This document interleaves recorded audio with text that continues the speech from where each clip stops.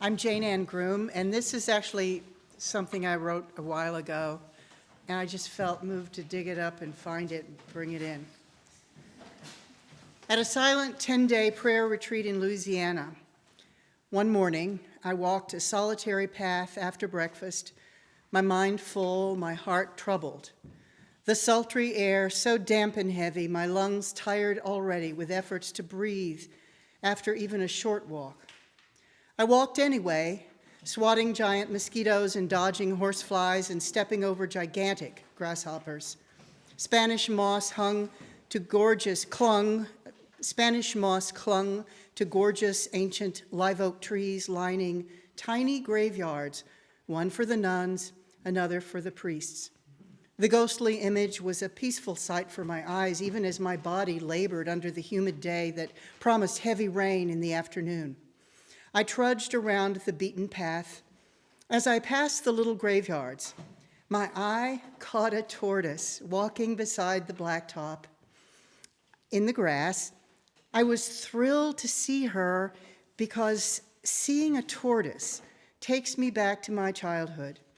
You couldn't drive down a highway in Texas, Oklahoma, or Arkansas in the 50s and 60s without observing at least one slow-going terrapin crossing the road. Always my father would stop when I commenced imploring him to, and we'd move the wee beast out of harm's way, off the two-lane, onto the dirt shoulder or into grass nearby.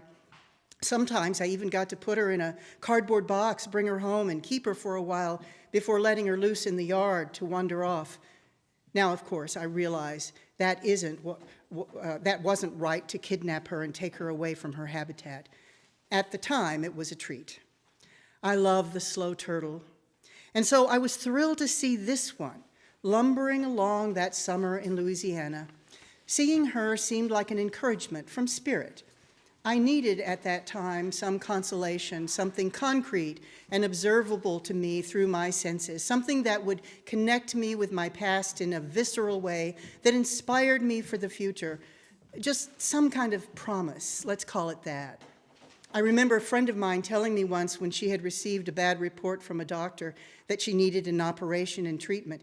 She said that she remained in shock for a while and then she prayed as best she could, but her fears overtook her every time, sinking her into terrifying fantasies of suffering and despair.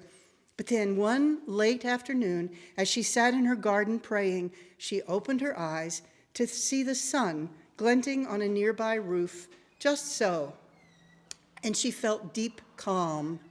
From that moment on, she managed and she was comforted even by the memory of the light on the roof.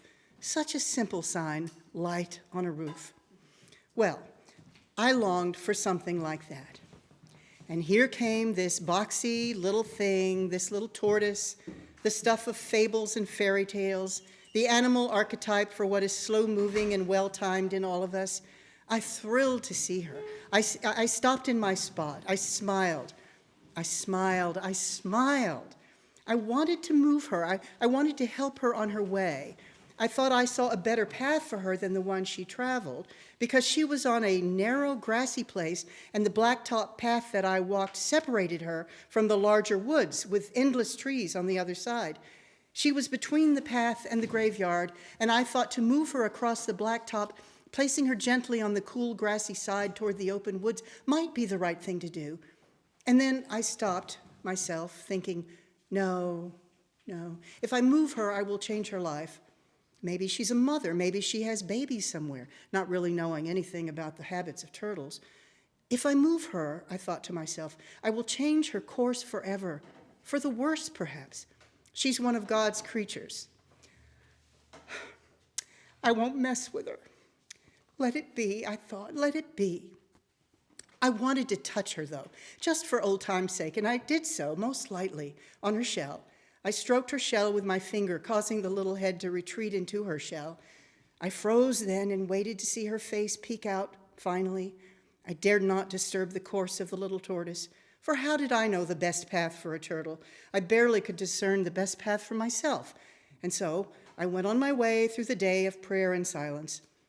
Later, after dinner, I set out again for another solitary walk around the lane, passing by the little graveyards where the religious were buried, and out into the long country road that led past beautiful cottages whose fragrant gardens, full of hollyhocks and wisteria, ran right up against the unkempt yards of ugly, dilapidated trailer houses where rusty pickup trucks on cement blocks adorned the yards among wildflowers and weeds. That's the way the South is. Beauty and ugliness, next-door neighbors, conjoined twins, best friends. I walked maybe a quarter of a mile past the graveyard where I'd seen the little tortoise, and I smiled to think of her, having thought of her fondly all day, in fact. My turtle, I called her, my turtle. And as I walked briskly down the country road, careful to listen for approaching vehicles behind me, I noticed something that caused my heart to stop. There in the middle of the road was the remains of a small animal, not a bird, not a squirrel, not a dog or a cat or rabbit, but a turtle. A little box turtle, a tortoise, a terrapin, the animal archetype of what in fairy tales is slow-moving but fortuitous. Could it have been my tortoise? I grieved as if she were. If I had only moved her just a little bit, like I wanted to, it would have changed everything. Oh, but I did change everything, didn't I? She paused because I touched her shell. She paused. I caused her to pause. Our lives are like the little turtles, our existence just as perplexing. We travel our journeys and then we stop and we move no more. We touch one another or we don't, and either way, we change everything.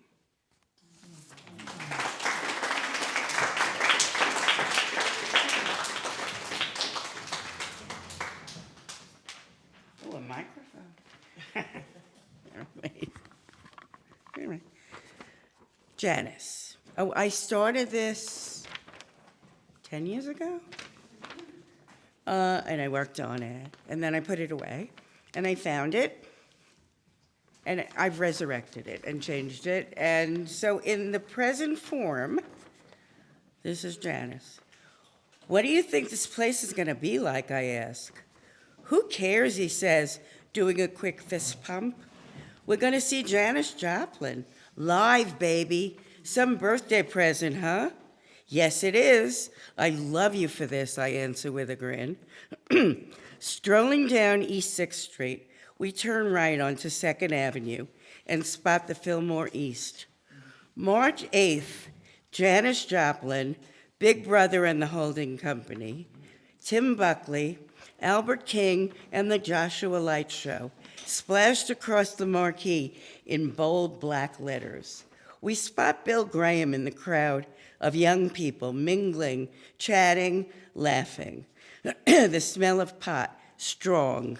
Everybody's happy. We move into the theater, peacoats and long hair flying. It's the old Yiddish theater, the Commodore, renovated, yet still holding on to a sense of disrepair. Too many coats of paint, but phenomenal acoustics. Tim Buckley is singing Pleasant Street in his weepy voice, the guitar and the drums reverberating off the surfaces of this old auditorium. The lights vibrate, merge, and stream throughout the song. Blue, orange, yellow, red shapes morph on the screens surrounding the stage. The colors flow and throb with the music. It's a psychedelic feast for the eyes and ears. A few of the orange-vested ushers are dancing and twirling on the steps leading up to the balcony, high on mushrooms, hashish, or maybe acid. The twangy blues guitar of Albert King surrounds us, his deep voice bemoaning his job, his woman, his life. We get lost in the smooth, sexy sway of his of his pain. I feel it pulling at me, taking over my heartbeat. His face drips with sweat as he tells his story. I can feel his song in my bones. My blood throbs in sync with the bass. The lights fill the stage. They shapeshift. They shapeshift on the walls. Circles, streaks, bursts of color fill my head. The music is inside me. I'm captivated. On vocals, the announcer booms, your mother and mine, Janis Joplin, Big Brother and the holding company. We join the line forming in front of the stage. I look up at Janis Joplin, standing right there, holding a bottle of Jack Daniels in one hand, the microphone in the other. Her tangled curls, her feather boa, her beads, her boots, so flashy, so cool. Her body moves seductively as she sings, cries, moans and screams. Summertime and the living is easy. Her strong, gritty voice, the passion, pain, exuberance in her vocals. The music goes bang, bang, bang. We pass a joint along the line of people by the stage. Nobody is a stranger.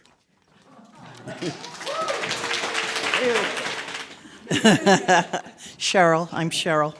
I'm going to read two poems. One I wrote a few weeks ago, another one I wrote early yesterday morning, which probably won't be popular. This is called I Saw Lisa Marie. I saw Lisa Marie at Burger King the other day, carrying 2 big bags and 3 large sodas. She nearly stumbled on the curb carrying all that food, but she never spilled a drop. Pink Cadillac, spotless, safe and sound. I saw Lisa Marie stumble on the red carpet last night, grab the arm of her father's old friend, face drooping, dress caped in black, gold asp clutching her skinny throat. I saw Lisa Marie stroll out of Graceland this morning, heart perfect and still, head high, eyes wide open to the majesty of Tupelo birthright. I saw Lisa Marie and she saw me, small and meek, threw me a peace sign, hopped on a bus, headed out of heartbreak into a sort of hard-won heaven.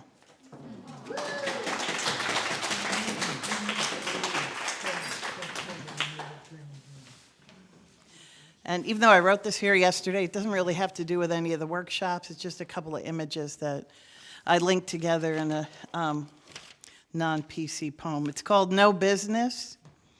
The nose has no business anymore, nowhere to stick itself, exercise its natural talent, distinguish right from wrong, unlock the trail. A man dangles a cigarette through a slender, cracked window in his own car, indulging in what we all know as sin, and yet, instead of reveling in his chosen poison, he fumigates the vehicle, minimizes evidence, not even an ashtray for the few bits left. A woman, former dealer herself, in her new office job, claims no odors are acceptable. Patchouli behind the well-washed ears of the living, salmon for lunch. Her new life of clean living includes clean air, or at least air devoid of personality.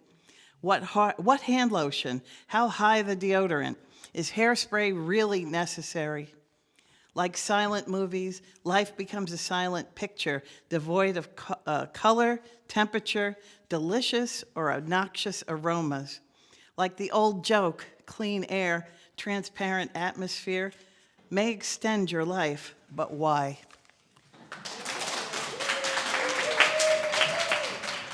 I'm Denise Richardson. This is from our time here.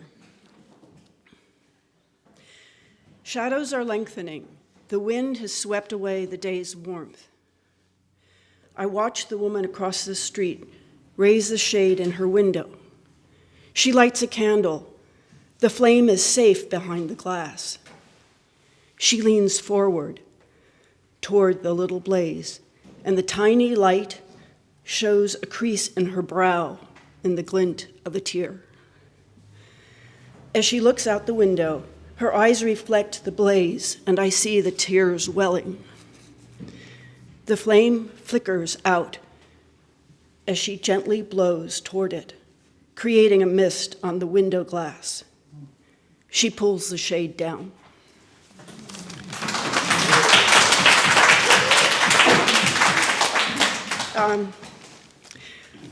This is a poem from a Zoom class I attended with William Duke. Sea wreck. Waves of darkest green surround me, rising, falling. Clouds block horizons, winds shift me directionless as a hopeless castaway. This is called The Scavenging, and I wrote this in workshops on Zoom through WIM with Jane Seitel and Anique Taylor. The Scavenging. When a whale dies, her carcass descends to the ocean floor. I imagine this great creature in her last living moments, eyes rolling back in her enormous head, the last air exhaled from her massive lungs, making bubbles large enough to hold a sun. This is called whale fall. I know I won't go down spinning like a whale, twisting and turning with the tide, buoyant to nearly the end. And my body, though perhaps bigger than it once was, will not feed the brown earth quite like the whale offers herself to so many creatures of the deep blue sea. A deep green burial is what I want. I want everyone to know I choose this. No box, no urn, no fire or chemical infusion, just a shroud, the earth, and what's left of me already starting to wither. I see her body as it twirls in circles, falling downward, head and foreflippers stretched up toward the surface, like a ballerina pirouetting in reverse. But this dance ends in a darkness we cannot see, with a soft thud on the ocean floor that no human has ever heard. I imagine when I land, there will be a slight tremor, one last utterance, just a whisper through the dirt, letting the little ones who can feel the dead, who feed on the dead, know I am here. Well, for the second night in a row, I got virtually no sleep, so then I woke up uninspired this morning for a change. What I did was I took the prompts that we worked with yesterday that I'm the most content with, and clean some of them up and put periods where they're supposed to be, that kind of a thing. I'll do my best here. With all the energy, the concern, the fear of the unknown that preceded getting into the car on Friday afternoon, there was no room to think about what was there, here, and what wasn't. If asked directly, I'd probably say to toss the concern and the fear to make room for some energy.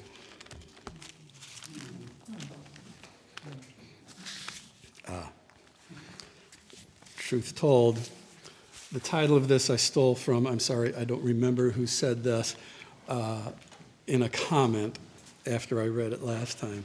So my new title is stolen, but is wonderful. It is called Delicious Resentment. Anybody? Bueller? Nobody? It's yours now. It's mine now. Possession is 9/10. Okay. I was prepping, sweating in the kitchen, the never-ending heat, the low ceilings and the fans that didn't work. Today, it was 10 pounds of onions, fine dice. Today, it's peeling and deveining a recently defrosted 5-pound block of shrimp. The shrimp, oh no, God forbid, the shrimp should be U-15s, under 15 per pound. Oh no, not today. Today, it's my job to finish off a 5-pound block of 1632s. Not just smaller, but there'll be so many of them. So I repeat my mantra, I love my job, I love my job, I love my job. But there's no relief, no rest from the monotonous repetition, no more joy being found in the figuring out of how to be accurate and most efficient all without slicing off the tip of my thumb again. The ice that's left on the brick has left me, my fingers, and my spirit numb and defeated. Working together, they unite, trying to find the Zen in the work.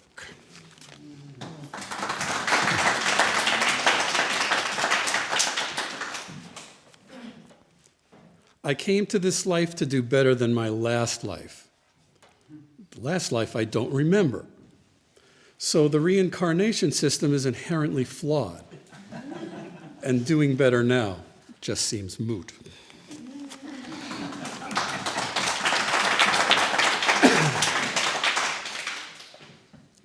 She asked me out to drinks and dinner, and that released me from being the guy.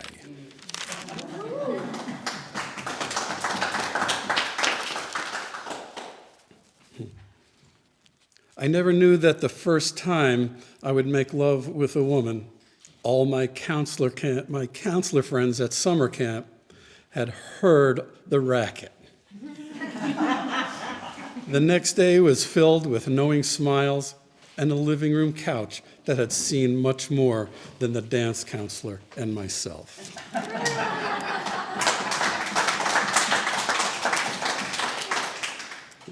Wait, why is this bookmark here? This is why. We turned and looked at each other across the couch of my apartment, the same couch where we said I love you, the same couch where I stated the obvious and asked her to marry me. Later, she would place her palm on my heart, and we felt a jolt. Okay, and we both felt a jolt that we silently knew would act to seal the deal. She acknowledged the obvious by saying yes, and we've been pressing our palms to our hearts, feeling the jolt, making stars ever since.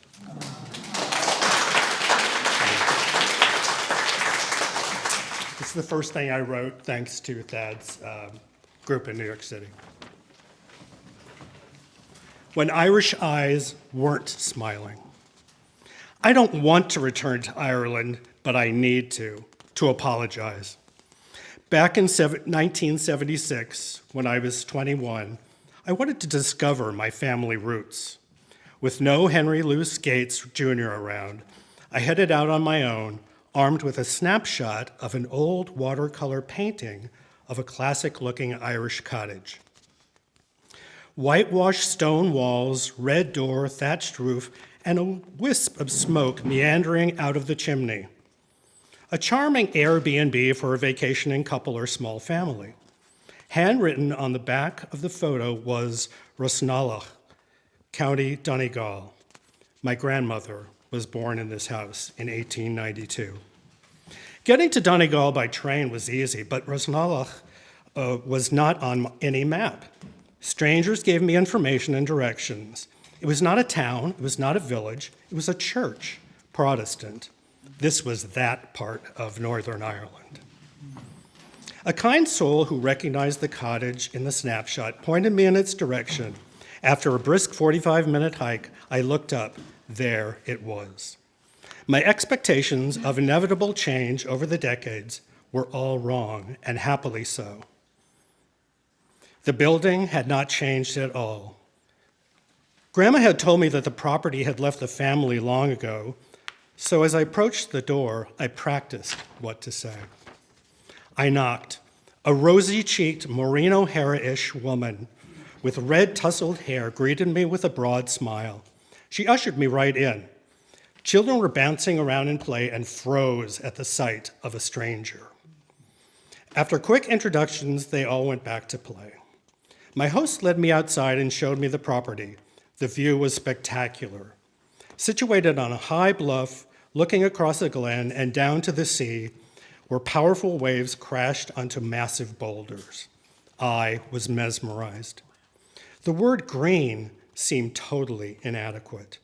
The Emerald Island, indeed. I was called back to the house and introduced to several men, a husband, an uncle, and 2 grandfathers. With bewildered smiles for this city slicker, they shook my hand. A large table had been set out for the midday meal. Not wanting to intrude, I thanked everyone for their kindness and prepared to leave. "Oh, no, you can't go. See, we've already set a place for you." How nice of them. They seated me at the head of the table. Everyone at the table was male, from the youngest toddler to the oldest codger. The females were busy in the kitchen preparing the meal. I wondered where they would sit, or if. My presence quieted any normal conversation. Finally, one boy spoke out. He looked like Opie. Bright eyes, pale skin, freckled cheeks, and, of course, red hair. "So, Mr. Richard, where do you come from in America?" I told them I lived in California. Everyone was curious, even impressed, as if I'd personally started the gold rush. "What's it like?" another boy asked. "The weather is usually warm, and like your house, our home sits at the end of a dirt road. We have 8 orange trees in our yard." Silence. The boy erupted. "You mean you have 8 marmalade trees in your house?"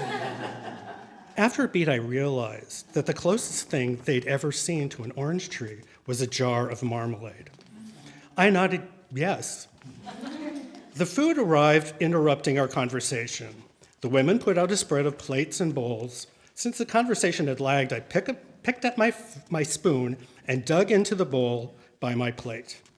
Oxtail soup or whatever it was. I was nervous, so I downed it quickly.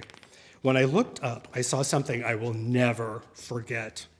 Everyone was motionless, staring directly at me, those seated at the table as well as those standing and serving.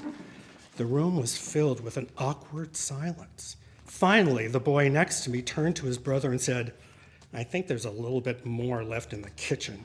Sounds of pans scraping came from the kitchen. You see, I had not eaten a bowl of soup. I had eaten all of the gravy intended for the main meal of 13 people. I felt terrible, but a simple apology would have been inadequate for the magnitude of my blunder, so I remained silent. I can't remember how the meal ended, but my hostess drove me to the train station. I imagine she was afraid I'd stay overnight and gobble up everyone's bacon at breakfast. That's why I need to return to Ireland. By now, the verdant glen may well be a Trump golf course, but I still want to find that little boy. He must be in his mid-50s by now. I want him to know that I am truly sorry. I want him to know that not every American has marmalade trees in their yard, and most of all, that we do not devour a full bowl of gravy at every meal.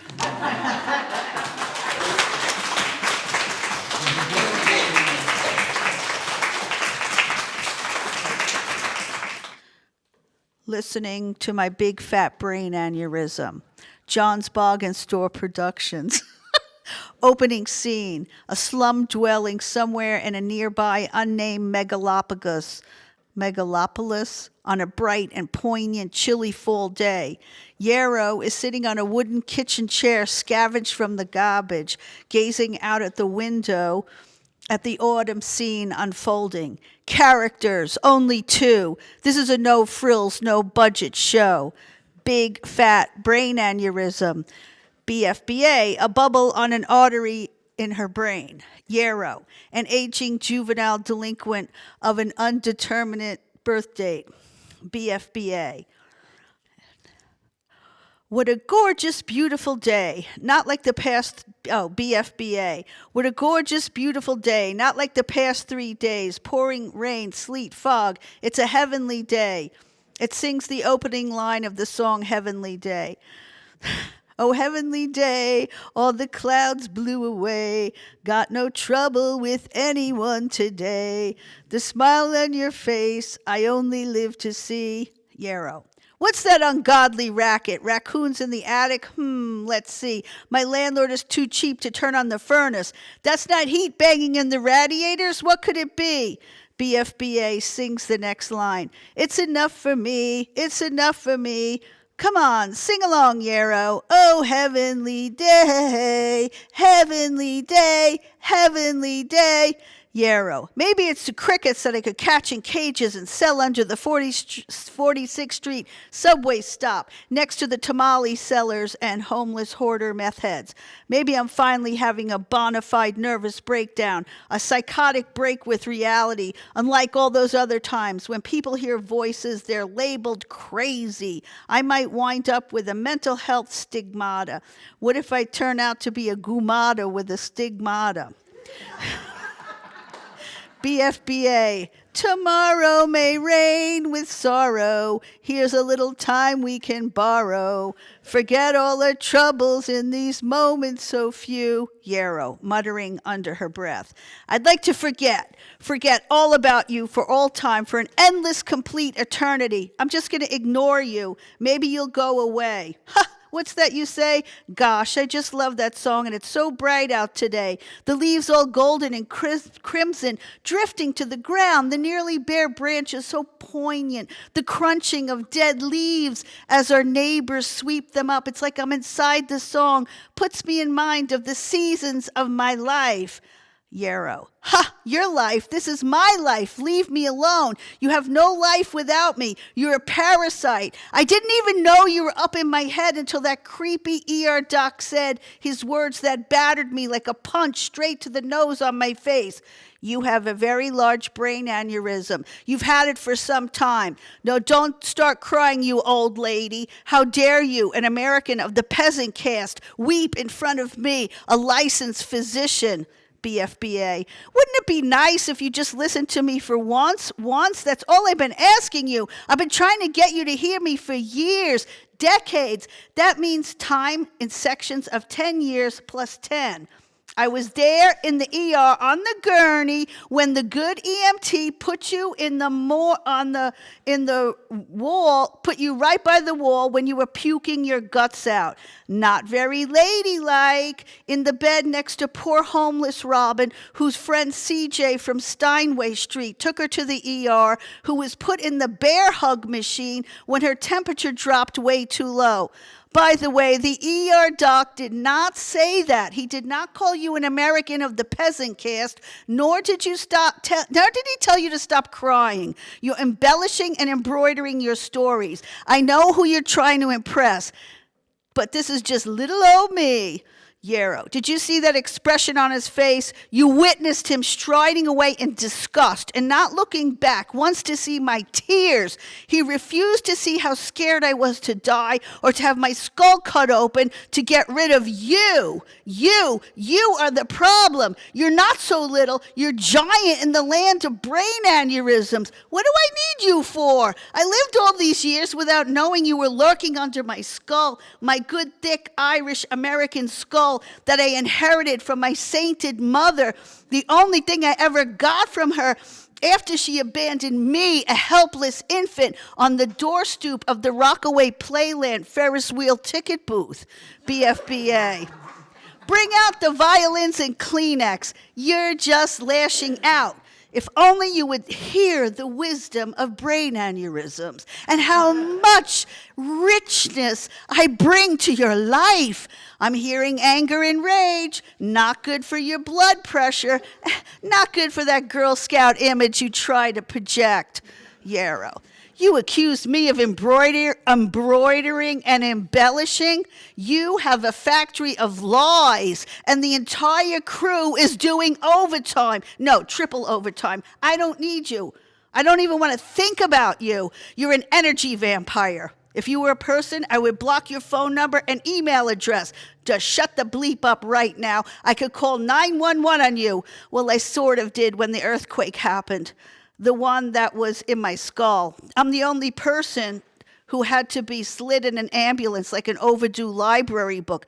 I want you to go away. I'm the one who was on the operating table, the cold metal slab, wearing a thin cotton used hospital gown with those people that claim to be medical professionals, surgeons. I mean, who really knows? I never saw their medical degrees. They went up in my head, in my brain. They put a tiny, teeny coil of lithium wire or something.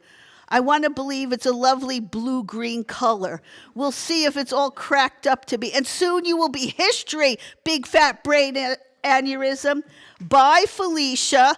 I was the one that knew you could pop. You could have murdered me. You were hiding all those years under every hairdo and every hat I've ever had and lost. You were under every hair color and haircut.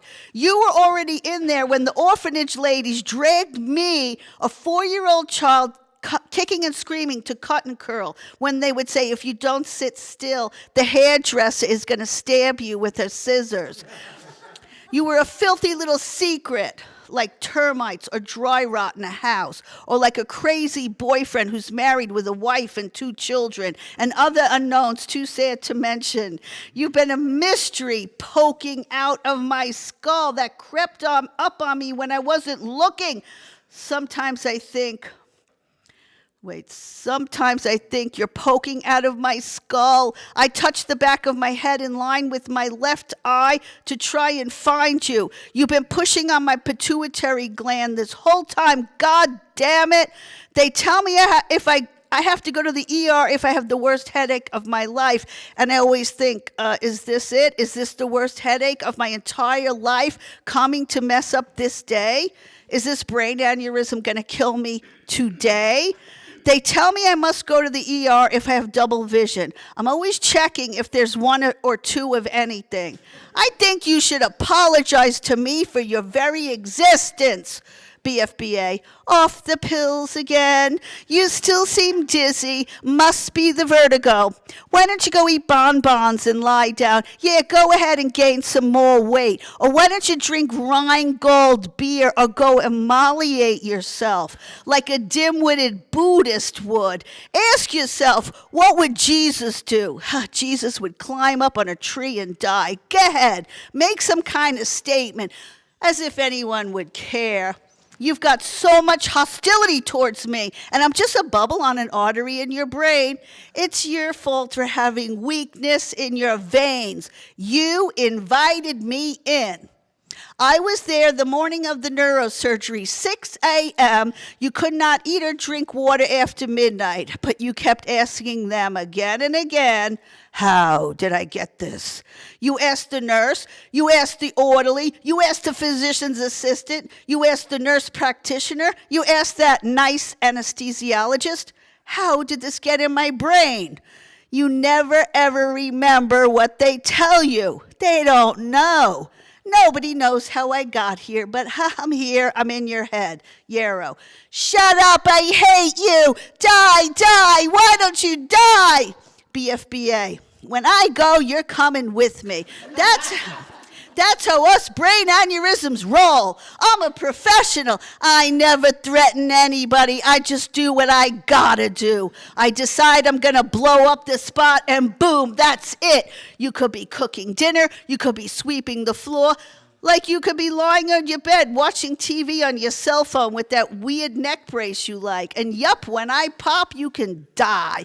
By the farm, or you could be paralyzed for the rest of your days. I hear they got some newfangled wheelchairs. I'm sure they'll find a convicted felon, maybe a rapper trying to get his life together, to push you around in the wheelchair and feed you pap with a plastic spoon 3 times a day. If you're lucky, you can still go to the bathroom all by yourself. Yarrow, you're not the boss of me because I'm running this show. This is my show. Get off of my stage. If I was you, I'd start packing. It's checkout time for you. Unpaid vacation in my head. BFBA. Wait, I'm trying to help you. Listen, I have a message for you. I'm here to save you, Yarrow. Oh, golly gosh, the raccoons are scampering back home in the attic. The crickets are getting bigger and louder as the days go shorter. Autumn leaves drift in syncopated rhythm with ambulance sirens wailing down the mean streets. And under the stained glass skies, children dream of Halloween. I hear those strange noises again. Mice in the walls. It could be the neighbors cooking up crystal meth. The end. Cue up Heavenly Day. Thank you.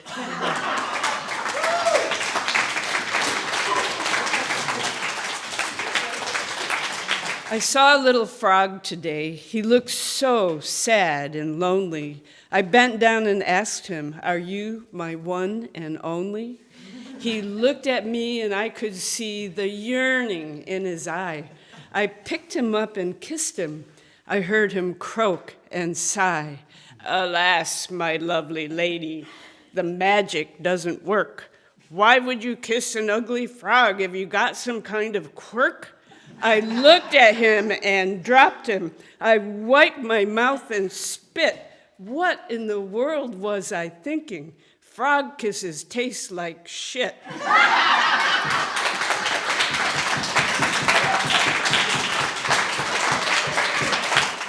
So this is about my grandparents on my dad's side. It's a story I wanted to write, but it came out as a poem for my assignment this week for Jane. It's called Normandy. Chew each minute, taste its shoe leather tang. Children whirl in wilderness, arrest races heels. Mine explodes off Normandy. Comrades count the ways to spray, dismember, drop. Is this one of the ways? The question floats on eyelids. Your body floats on water. Least aware is your love, laboring. Morphine conservative through her body. She floats on bedsheets, children birthed in rooms beside hers. In hers, a boy born bird-like while you drift, dream. Dead bodies unbagged, buried, dog tags collected. War wipes the world weary. In waking, life's bite returns bitter. Kind rescue sucks regret raw. Your leg trying, your breath trying, nurse trying. A realtor bound to this home, its foundation crumbles. On your son's first day of life, your leg dies beautiful. Your life ahead beautiful.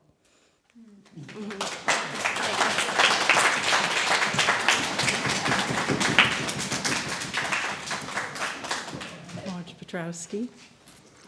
And I decided, as the pandemic was coming to an end, that there had been too much sorrow, and I decided to take tango lessons. So I had taken a course with Bill, and I knew about the villanelle.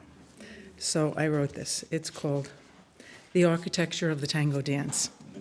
The architecture of the tango dance. My hand gently touches his upper arm. He holds my right hand, takes that gentle stance. The music starts, I see a sweet glance. Straightening postures removes my alarm. The architecture of the tango dance. In my mind, I count 8 steps in a trance. Our eyes meet again, the dance starts to charm. He holds my hand, takes that gentle stance. I feel him lead backward as I advance. Moving as one, I now freely disarm the architecture of the tango dance. In hindsight, I see the gift of a chance, that time has returned what was never gone. He holds my hand, takes that gentle stance. Joy of the movement and the shared expanse, give me the dream to feel adrift in calm. My soul soars in the tango's healing balm. He holds my hand, takes that gentle stance.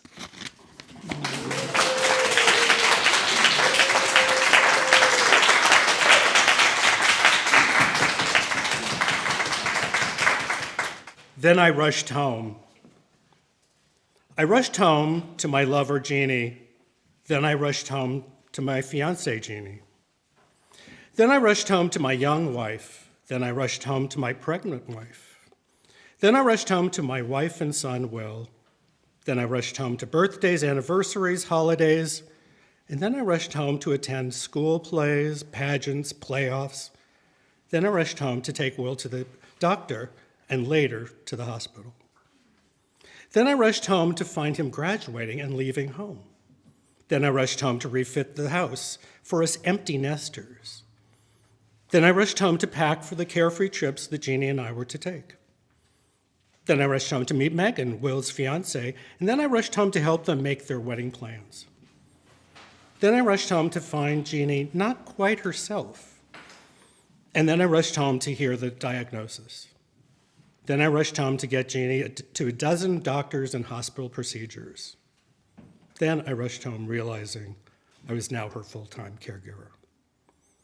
Then I rushed home Thanksgiving Eve to see in Will and Megan's eyes how Jeannie had declined so much. Then I rushed home from the pharmacy trying to make her as comfortable as possible between painful attacks. Then I rushed home to set up a small Christmas party with Jeannie's favorite cousins. Then I rushed into the dining room after they had left to get more oxygen tanks. Then I rushed quickly to pack a bag for the ER. Then I rushed to the living room to take Jeannie to the hospital, and then I rushed to her side to try to wake her, but Jeannie wasn't sleeping. Others rushed into the house trying to revive her. Then they gently took Jeannie with them. Then I rushed to the phone. Then family and friends rushed from all across the country to say their goodbyes in person. They rushed back to their own homes since Christmas was only 5 days away. Then Will and Megan rushed around the house so I could cry and laugh in a loving and safe place. Then they rushed back to their home after generously staying with me for so long. Then I rushed around town, doing errands and getting food. Some of the items now were labeled just for one. Then I rushed home, but I didn't know why.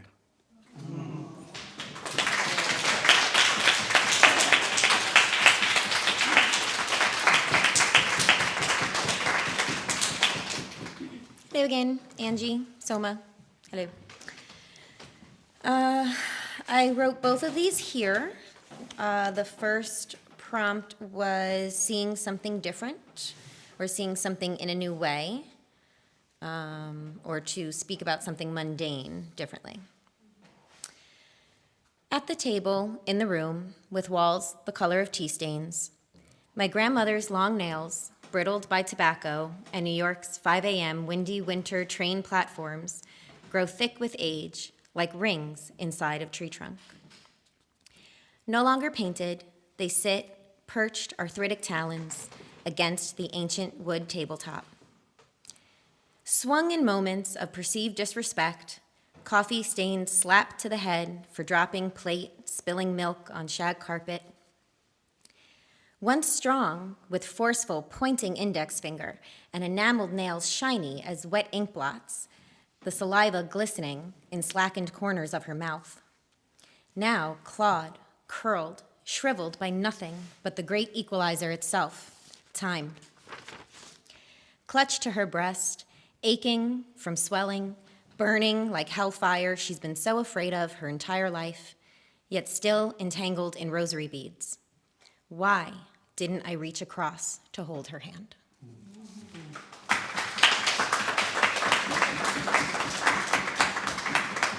Thank you. The second one was about a sense of place. White wall, blank, waiting. The room, an antiseptic antechamber of health, wellness. Bleak fluorescence, bulged, stained ceiling tiles. The gray seems grayer, the sick sicker. White lab coat, stethoscope, How have you been feeling? Unfeeling white walls, white coats, white prescription pads and pills, black ink. Words whispered, looks fine, faking it, dramatic. Heart broken up against the stark white walls, white pills, white coats.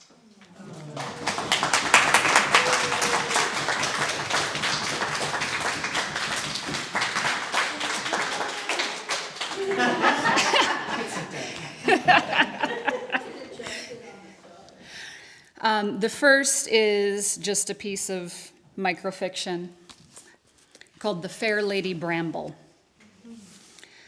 Bones dangle from my rafters. Once upon a time, they belonged to princes daring my rescue from this thorny thicket thrice cursed. Some carelessly plucked the deadly sweet blackberries and dropped in a heap at first bite. Others arrived torn but triumphant until they beheld my face and died of despair. Alas, I am the fair Lady Bramble, in complexion only. A goblin for a grandmother does not a pretty princess make. I burn herbs to honor the men before dissecting them, eager to learn. At curse break I shall take my pick of their royal swords and leave this place, armed with steel and a surgeon's skill. I require no rescue.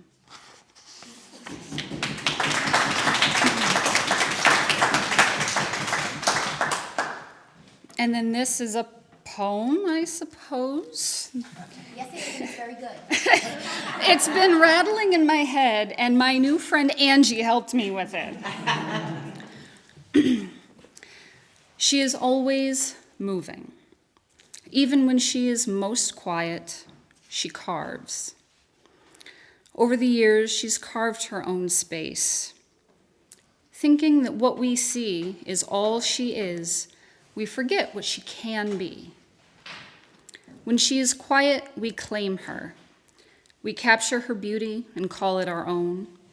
We play upon her, within her. She gives and we take, calling it love as if it were mutual. When she is quiet, we invade her. We press against her, make our homes upon her shoulders, take root inside her space. We tighten her corset strings and marvel in her beauty because she fits narrow-waisted in the constriction. But she is always moving, and she is not always quiet. Sometimes in season, sometimes in storm, her heart swells. She becomes greater. She's outgrown the spaces made to cradle her greatness. She stretches and is bound. She strains and is confined. She angers. Our roots, our shoots, these corset strings, our pretty things, are torn asunder in her rage. How could she? How dare she? What right does she have to take full breaths, to claim the space we thought was ours? She'd been restrained, we thought contained, but she is water through grasping fingers. The river never will be tamed.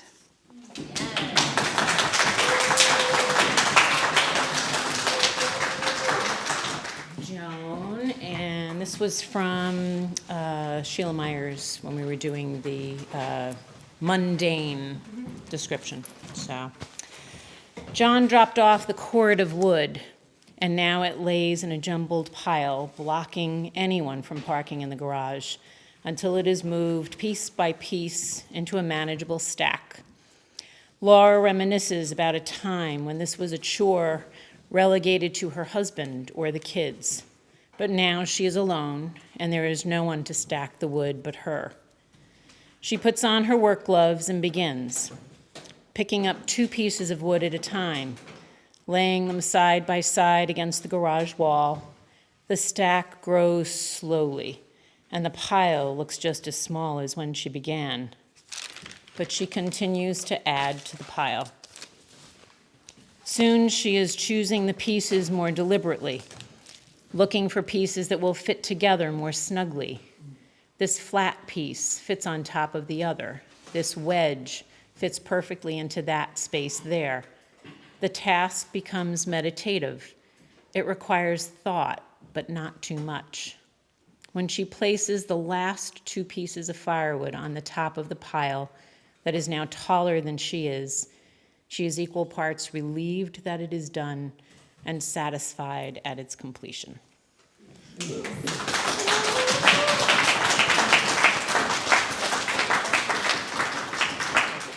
I took a class with Jane Seitel and wrote a hermit crab letter that was really quite interesting. So it's a we regret to inform you letter. Dear valued employee, as you know, our company's top priority is our highly profitable financial position. Due to recent economic disruptions, we've had to make difficult decisions. We regret to inform you that your position will be eliminated in 60 days. Effective immediately, you are required to discontinue all client contact and all project work. No matter how important your work was yesterday, today it's irrelevant. We hope this reality provides you the perspective to better set your future priorities. You will be assigned an internal recruiter, though as a 55-plus employee, your job prospects are slim to non-existent. We recommend that you seek outside opportunities. As you've likely surmised, we're looking to hire innovative and technology-savvy young people to best position our company for the future. We hope you understand. You probably thought you would finish your career with us, and you believed that you could set your retirement timeline. In truth, we are in charge. At the end of the 60 days, you will be paid for any unused vacation time with your final check. Unfortunately, we cannot pay you for the countless vacation days that you were unable to use or the holidays that you worked over the years in order to get the job done for us. We appreciate your 26 years of service, and we hope that you enjoy the upcoming holiday season, if you can. Best wishes for your next chapter. Sincerely, your esteemed former employer.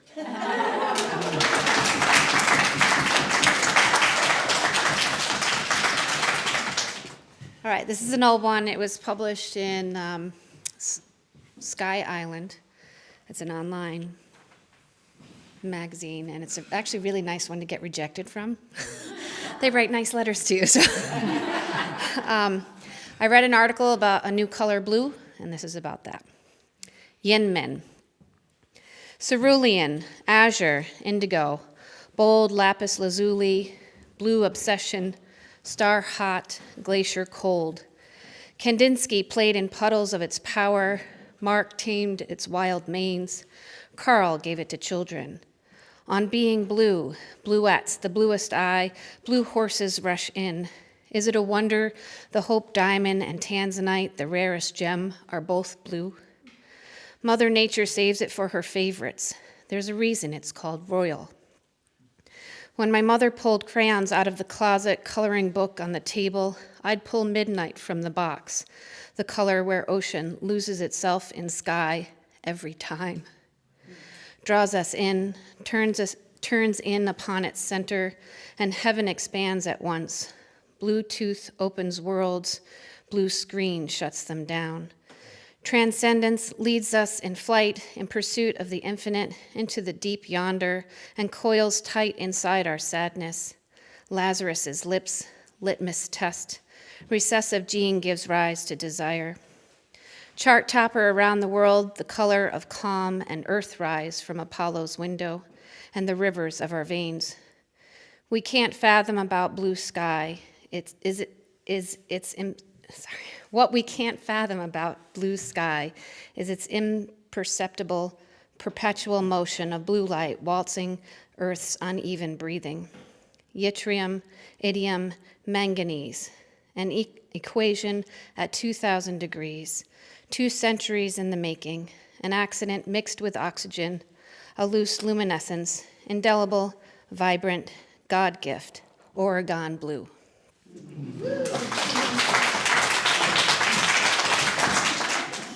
Practice. I fold towels, wash dishes. My mind goes elsewhere. Every day the same, linen closet, kitchen cabinet doors. Identical, identical, one student answered the Zen master. Different, different, replied the other. Both students reprimanded for wrong-headed thinking. The wind blows where it will, and in all directions. Okay. America's most hated minority. People in the United States have a long and vibrant history of hating one another, especially via minority groups, the others. Minorities come in many shapes and sizes. The more obvious ones include those based on skin color, primary language, geography, physical appearance, and/or disability. The less obvious ones include political affiliation, educational level, religion, sexual preference, gender identification, and those suffering from diseases that are deemed particularly offensive. Think AIDS. Yes, all of these minorities have suffered great prejudice at the hand of the majority for years, decades, generations, or even centuries. However, none of them is as most hated and universally misunderstood in our country. That minority is the rich. Everybody hates the rich, from the middle-class black car salesman in Indianapolis to the Hispanic gardener in Los Angeles.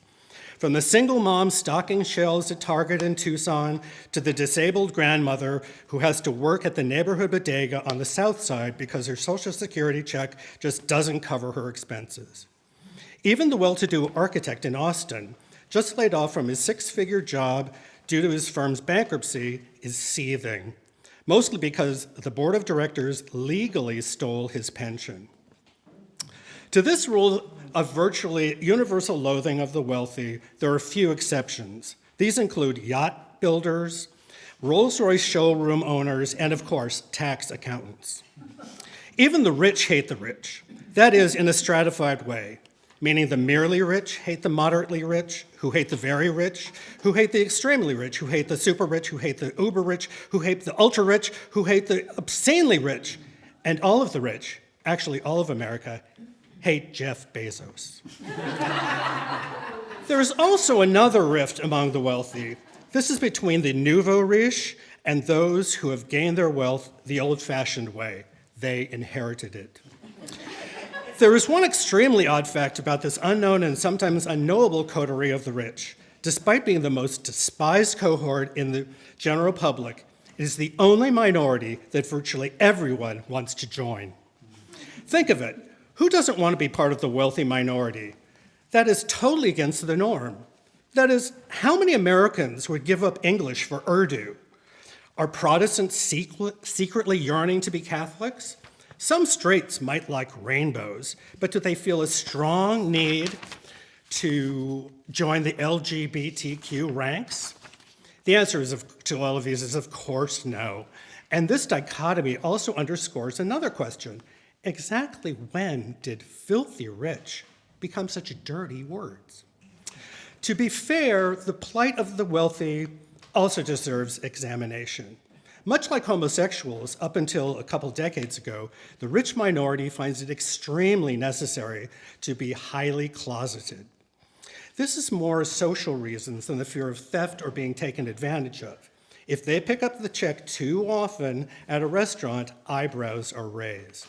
If they offer to help a friend who's down on his luck move furniture into a new apartment, that's great. But offer to pay a professional for that move, that's a major red flag. The rich must keep quiet when they hear complaints of low salaries, high taxes, inflation, and the inability to save or buy a house. The rich must be ever vigilant to not appear to be rich. Their hopes of passing as middle class applies here as much as, or maybe even more, than it did to some desperate members of racial minorities in the past. If the rich are outed, they know they will be immediately ostracized from any group of real Americans. To that end, they often live below their means in order to fit in. Gone are the days when many of the rich chose to decorate their 20-room penthouses facing Central Park with Louis XIV's bureaus, banquets, and break funds.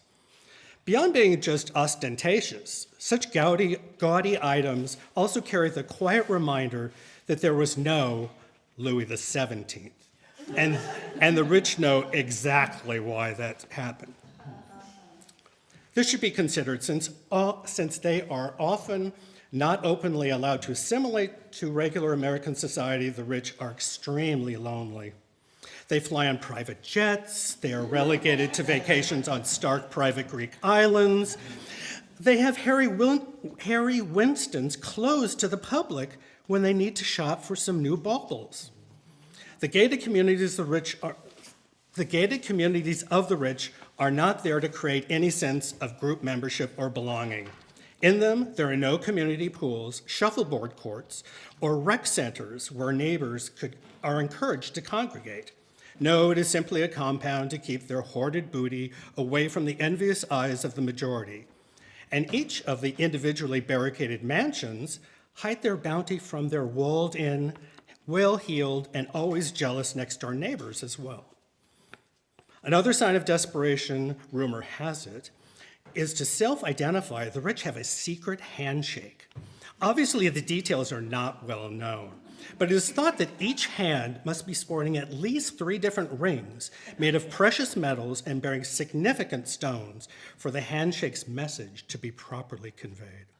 In conclusion, Main Street America needs to finally become woke to the challenges facing its misunderstood rich minority. So try to sympathize the next time you see a rich person or think you see a rich person. Maybe it's a woman stepping out of Gucci's with a minion following behind her with an armload full of beautifully wrapped parcels. Or the man outside of David Yurman's admiring his wrist. Or the couple in formal attire dashing out of their Park Avenue lobby into a waiting stretch limousine. When you see them, be kind. Don't wrinkle your nose and squint your eyes in disgust. These fellow citizens need and deserve your respect, or at least your tolerance. They are few. They are outcasts. Their community is weak and has serious infighting. They just want to be more like any other misunderstood minority. But the rich do not have access to the same channels for change that could enable them to gather public support. They do not even have a GoFundMe page.